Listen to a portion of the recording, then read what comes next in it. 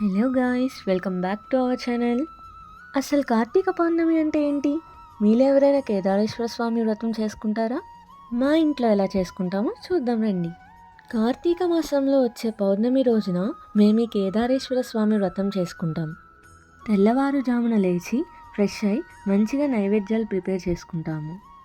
Evening ఇంట్లో పూజ చేసుకుని కేదారేశ్వర స్వామి వ్రతం చదువుకుని తోరాలు కట్టుకుంటాము. ఆ తర్వాత చిన్నగా పూజ చేసుకుని 365 వత్తులు వెలిగించుకుని శివయ్య దర్శనం చేసుకుని ఉపవాసం విరమించుకుంటాము. ఈ విధముగా మేము ప్రతి సంవత్సరం పూజ చేసుకుంటాము.